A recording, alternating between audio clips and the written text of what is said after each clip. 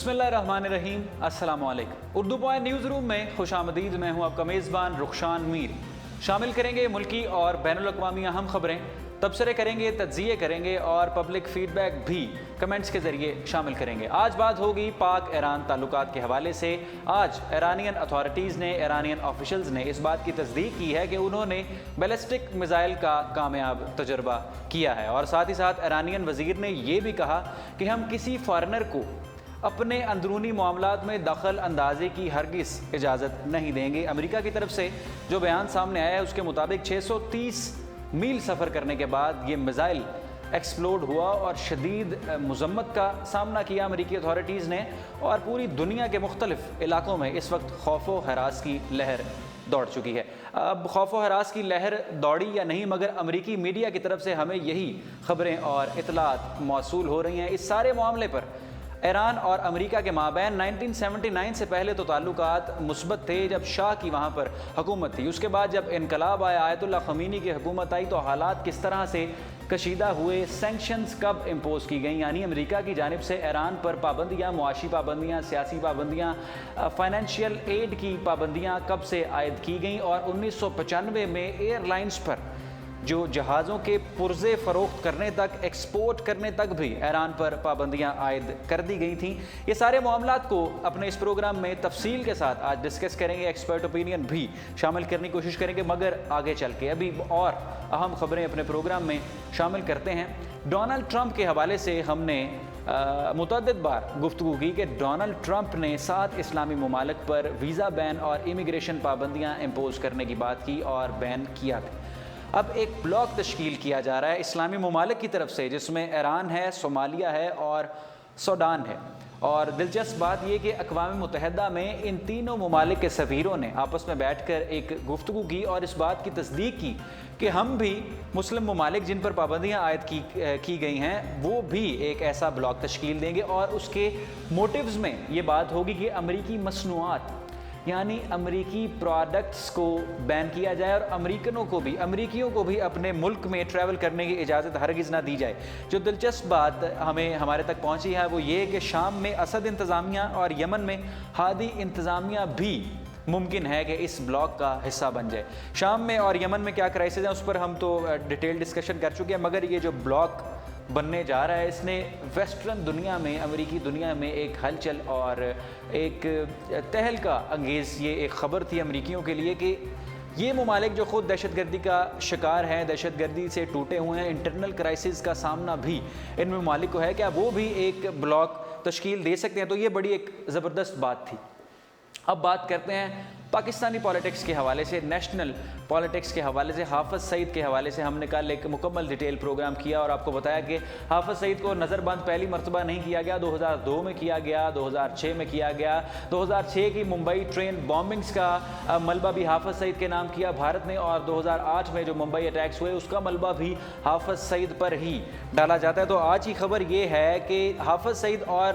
دیگر 38 لوگوں کا نام ایگزٹ کنٹرول لسٹ میں ڈال دیا گیا ہے، جو کہ پہلے سے ہی واچ لسٹ میں تھے، یعنی وہ بیرون ملک سفر نہیں کر سکے۔ مگر ساتھ ہی ساتھ اس کے خوشائند خبر یہ بھی ہے کہ وزارت داخلہ نے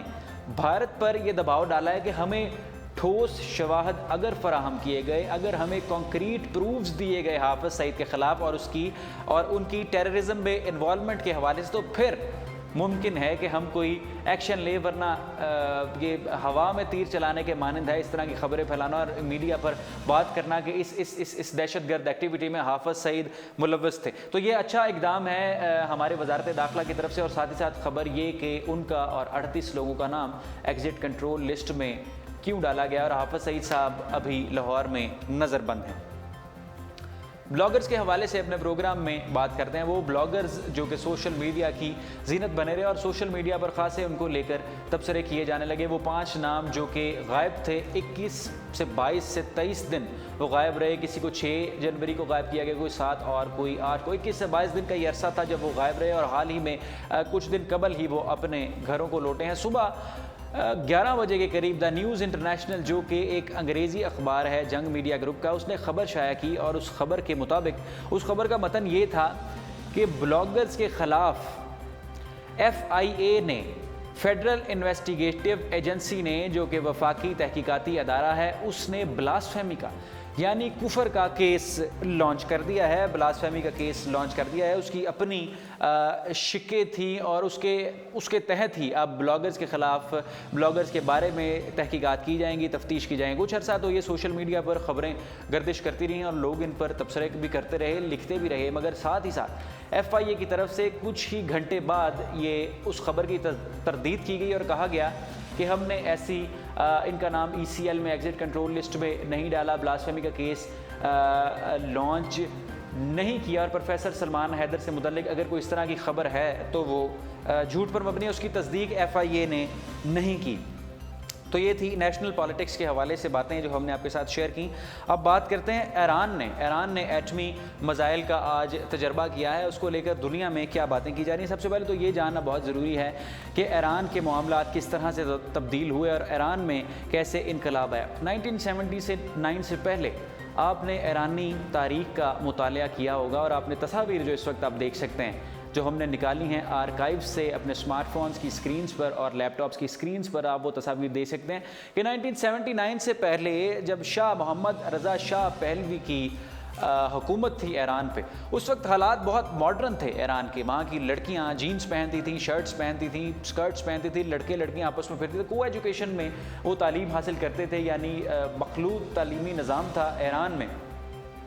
और प्रो अमेरिकन भी थे शाह साहब, मोहम्मद रज़ा शाह पहलवी प्रो अमेरिकन भी थे और अमेरिका के साथ इनके अच्छे मामलात थे। मगर उसके बाद 1979 में जब टॉपल किया गया और हुकूमत बनी, उसके बाद दोबारा आयतुल्लाह ख़ुमैनी की, और आयतुल्लाह ख़मीनी और आयतुल्लाह ख़ुमैनी, जिस तरह भी आप इसको प्रोनाउंस करें, उनकी हुकूमत बनी। उसके बाद हालात इंतहाई कशीदा हुए और नवंबर 1979 में जब शाह मेडिकल ट्रीटमेंट के लिए गए अमेरिका में, तो एक स्टूडेंट ऑर्गेनाइजेशन के एक ग्रुप ने, स्टूडेंट्स के एक ग्रुप ने तेहरान में मौजूद, जो तेहरान ईरान का कैपिटल, उसमें अमेरिका की एम्बेसी मौजूद थी और स्टूडेंट्स ने उस एम्बेसी पर हमला किया और अमेरिकियों को हॉस्टेज भी बनाया। तो नवंबर 1979 के बाद से अमेरिका ने ईरान पर पाबंदियां आयद कर दी, मुआशी पाबंदियां थी, सियासी पाबंदियां थी, किसी किस्म की एड, और $12 बिलियन के ईरानी असासे भी मुंजमद कर दिए गए। 1995 में अमेरिका ने ईरान की एविएशन कंपनियों पर भी पाबंदी आयद कर दी। हालात कशीदा से कशीदा होते गए और अब ये हालात थे 2000 में, अर्ली 2000 में हालात ये थे कि ईरानी प्ले कार्ड्स बुलंद करते थे और सड़कों पर निकलते थे और ये रिक्वेस्ट करते थे कि ईरान पर से पाबंदियां ख़त्म कर दी जाएं। मगर अब जो ख़बरें हमारे पास हैं वो ये हैं कि ईरान ने अपना न्यूक्लियर आज मिसाइल को टेस्ट किया है, जिस पर अमेरिका को लेकर और मुख्तलिफ ममालिक में काफ़ी क़यास आराइयाँ भी की जा रही हैं। और ईरानी वज़ीर ने यह भी कहा कि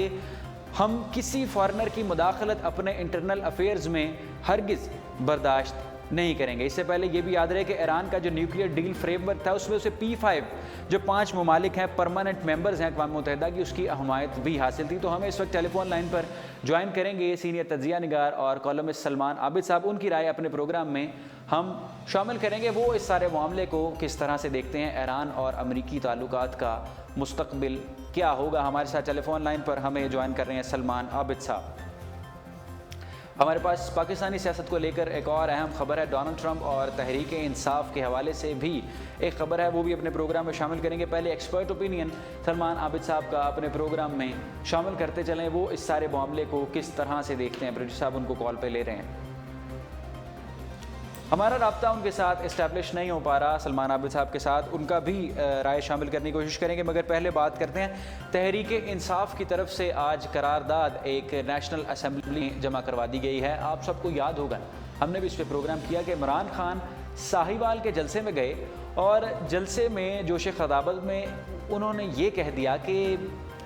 मैं चाहता हूं कि 7 ममालिक जिन पर अमेरिका वीज़ा बैन इम्पोज करना चाह रहा है, इमिग्रेशन पॉलिसी टाइट करना चाह रहा है, उनमें पाकिस्तान का नाम तो नहीं, मगर मैं चाहता हूं कि पाकिस्तानियों पर भी पाबंदी आयद हो जाए,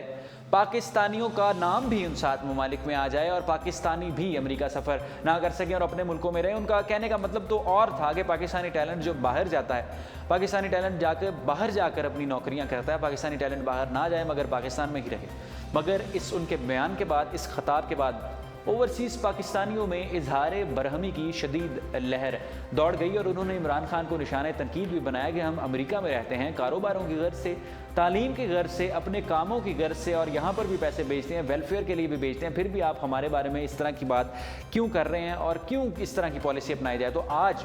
मेरे ख़्याल से उसको इस तरह की सारी जो ख़बरें थीं और उन पर से एक पॉजिटिव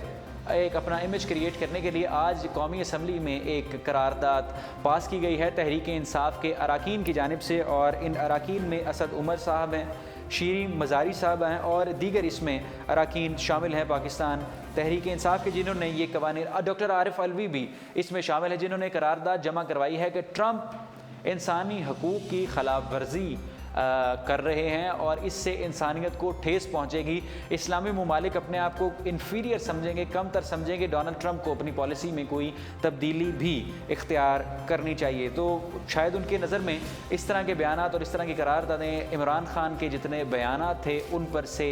जो एक मुज़हका खेज़ उन्होंने इमेज पेश किया, शायद वो साफ़ हो सके। ये थी आज की अहम खबरें हमने अपने प्रोग्राम में शामिल की। मज़ीद कोई अपडेट आएगी तो आपके साथ ज़रूर लाइव शेयर करेंगे। फिल वक्त रुखसान मीर को दीजिए न्यूज़ रूम से इजाज़त। अल्लाह हाफ़िज़।